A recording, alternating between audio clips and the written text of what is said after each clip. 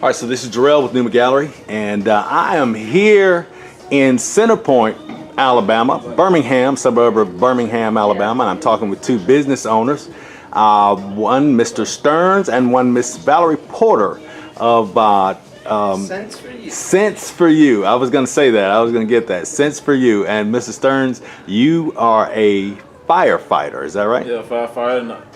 And I work for Brooklyn Hospital, and I work contract with state prison. Like a Jamaican, you got 15 jobs. Yep.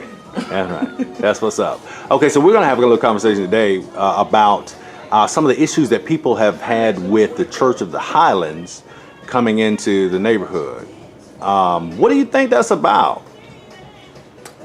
Well, I just listen to the people that come into the shop, and I've gotten two sides. I've gotten the side where there are many people that have been in that area on the west side for years. They go to church there, and they want to know why they weren't asked to do certain things that they think the mayor has given them information, given the Church of the Highlands information.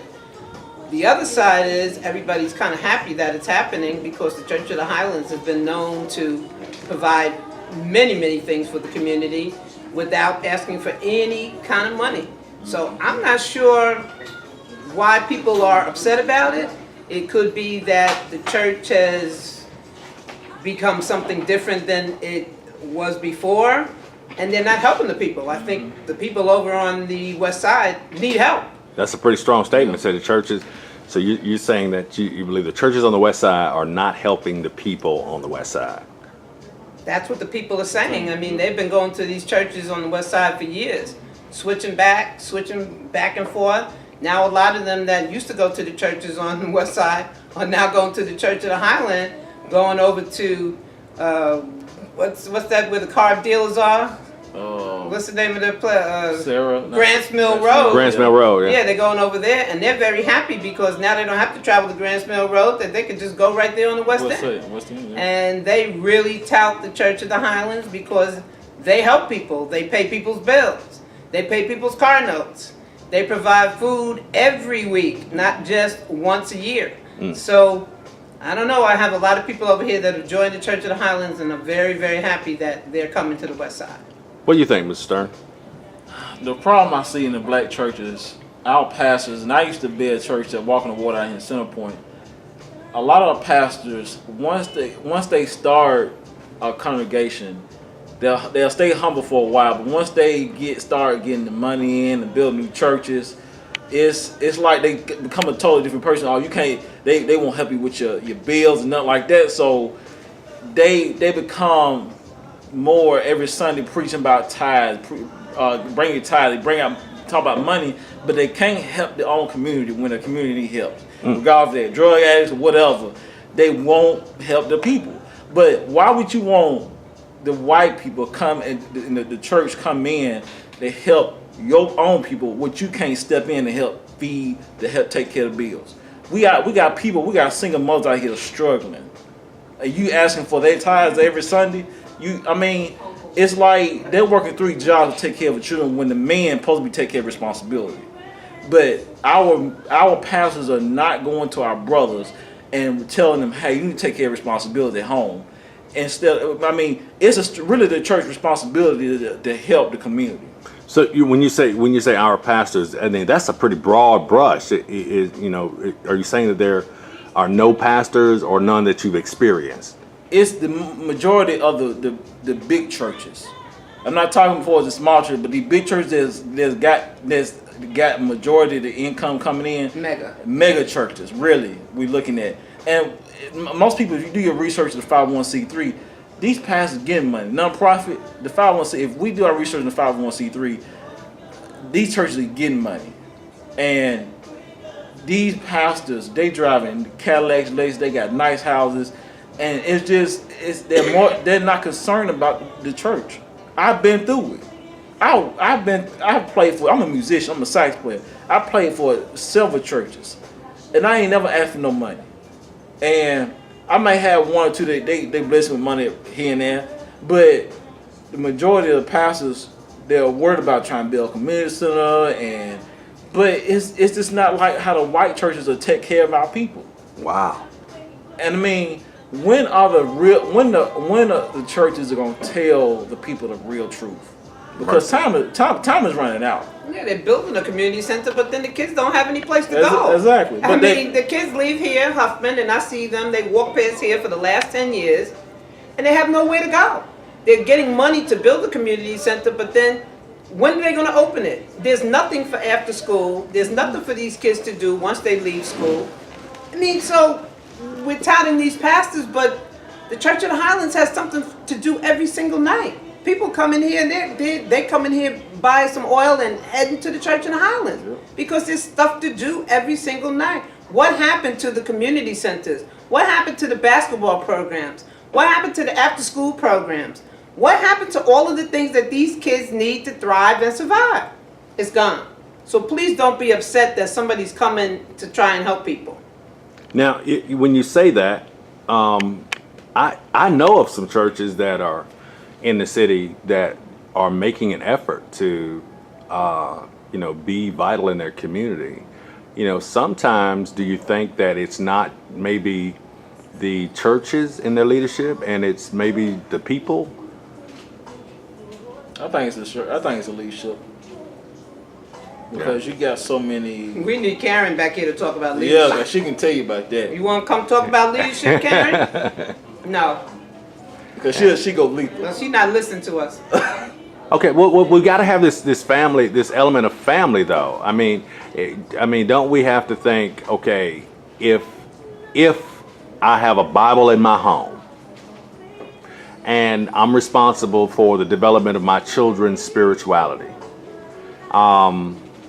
because church members come from families, right? Right.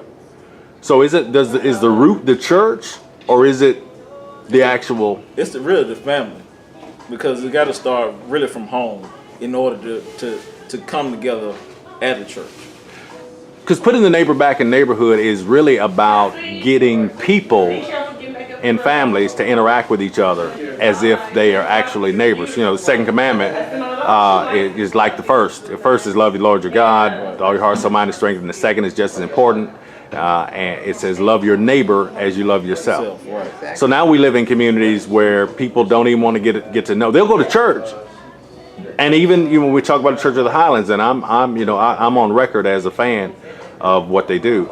But to drive 30 miles to go to church and then come back to a community that you don't make any contribution to, is there something wrong with that, or is that okay? It's the family. I mean, yeah, before you can get to church, you have to have the family to go to the church. Right. And if you don't start the teaching at home, I mean, all the other stuff is pointless. It has to start from home. Once we start getting the kids to understand that, what they have to do. Well, let's back up. Let's say once we get the parents to understand that what they have to do. I mean, nobody was raised with a book. They said, oh, this is the way you raise a child. But how did our parents know how to raise a child? Right. Okay? It's just that we are not giving the information to children that we need to. There's no discipline. The children are running us. The children are running their parents.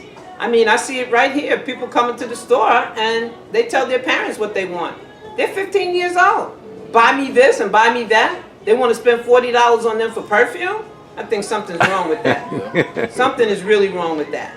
That's another subject right there. The idea of what we do with our finances in a lot of the communities that are suffering from economic difficulty. One of the things that I've said, I've always questioned this, and some people give me criticism about it. But why would I buy? Can you tell me a good reason to buy a 2-year-old a pair of Jordans, or No reason. There is no maybe a 7-year-old even? There is no reason. The feet are still growing, Right. So they won't be able to wear them. But you spend all your money on some Jordans, then take care of responsibility at home, power bill, light bill. Because I used to do security Central Plaza. I used to see our black people sitting at 4 or 5 o'clock in the morning, laying outside, spending $500-$600 on shoes when their bills got to be paid. How you gonna feed your children? But do shoes pay? You paying Michael Jordan, Nike, and whoever else behind all millions of dollars to get some Jordans for your child. Why? Are they learning in school? Number one. I mean, they still don't deserve $500. They still don't. When I grew up in school, I wore Adidas and Nike. I wouldn't care about some Michael Jordans. He ain't feeding me. He ain't putting clothes on my back. So why are we doing this to put money in some rich man's hand? But you know, that's a good question. Why is that happening? Now, when I think about that from a psychological perspective, it sounds like, and I think there have been some studies on, but it sounds like a kind of unconscious rebellion against poverty. I mean, can you? Well, if you think about it, against poverty. well, think about it like this: is that if there's a stigma with being poor, because you know I came up with people, you know, and there were, my family was in the projects, right? And so you know people would make. My mom bought me some cat heads, and I got ridiculed for cat heads because cat heads was a sign that you were poor. When leather shoes came out, I still had canvas Nikes, canvas Pumas, and there was a stigma. Kids made fun of you for that. So there's a stigma that comes with being poor. And if you got a smelly kid, right, you know, is wearing the same clothes, there's a stigma with being poor. So, you know, when somebody gets the opportunity to buy something, that's how knockoffs became popular, isn't it? Because it's like a unconscious rebellion, or maybe even a conscious rebellion against the idea that I'm really poor. But what are you really rebelling against? I mean, you're still poor. Yeah. Your light bill's still not paid. You know, you still don't have food in the refrigerator. So it's just a matter of learning. Okay, we want to rebel against something. That certainly is not the way to do it. The way that we need to rebel is what you're talking about. Let's start being neighbors again. Okay, if you need something, you know, go next door and you should be able to borrow some sugar. You should go next door and be able to say, okay, look out for my child when they come home. Okay, that's the way to rebel. Okay, let's get back, like you say, into the neighborhoods. Let's start having people look out for each other. We can't rebel by buying a $500 pair of shoes. Okay. And then we have no light, so we have no home to go to because the man done foreclosed on us. Okay? So we really, really have to think about the things that we're teaching our children, and we have to go back to the old days and let's be real. Let's deal with each other as neighbors. Let's help each other out, you know. And then again, here come the black churches. We need to get to the pastors that are just, people are pastor worshiping now. They're not at the church for, you know, the things that they pay their tithes for to help out and stuff. They're there worshiping the pastor. I hear some people come in here, if they don't say pastor 80 times and they only been here 15 minutes, oh, pastor said, oh, pastor.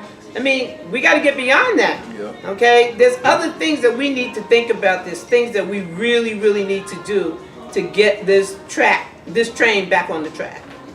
You know, it's interesting. You say that, and I like the idea of putting the neighbor back in neighborhood. And you're an insightful woman, and I wonder if you think about it what it looks like on the ground though to be a neighbor, because I think this is where there's a disconnect. What does it look like in practicality for us to be neighborly? Example, say I made it, I'm well-to-do, I make $80,000-$90,000 a year, I'm upper middle class, $100,000 a year, whatever, right? But I live in a neighborhood where most of the people are 30 and below, some 15, some 12 a year below. What does it look like for me to be neighborly in that context? Well, first of all, we don't even speak to each other anymore. I mean, that's the major thing. We don't even say hello. We don't say hi. So half of us don't know that this person is in the $30,000 range or this person's in the $80,000 range. You can only tell because, okay, he drives a Mercedes and this one drives a Toyota. Okay, but we don't even talk to each other. I think the first thing we have to start doing is speaking to each other, talking to each other like we used to sit out, hey, what's going on? Even before you got in the house, you stopped and talked to see what was going on in people's lives. We don't even know what's going on in people's lives. Right. Okay, we become afraid of the children. Okay, if somebody walks by your house with a hoodie on, the first thing you want to do is call the cops. Now that has become synonymous with robbery. But hey, listen, you gotta know the people within 2 to 3, 4 block radius of yourself. That's gone. Now, you know, somebody's going to see this. They're going to say, well, you're stereotyping black people, that you're stigmatizing black people with, I mean, it's like because I make this amount of money and I live in this place and I wear a hoodie, you think I'm this, and that's a part of the problem, is that. It's about pulling together. Because if we don't pull together, how can we go back to the village helping one another? I mean, number one, we gotta Talk to each other. we gotta realize who we are. Number one, we gotta realize that we are the chosen people of the Most High. We're the true Hebrew Israelites. So how you expect we gain back our true identity, our culture, and the way we treat each other, and if our fathers don't like it? How the way we treat each other down here? How you expect to get into the kingdom? Number one, if we don't return back to the laws, we are gonna pretty much be really poor for real, or be destroyed of the lack of be obedient to the Father. We cannot continue to be like this. How come the other nations can pull together, be there for each other? The Hispanics can live together, but why the black people can't live together to help each other? We won't even talk to each other. That's the major thing. We won't even talk to each other. We won't even say hi.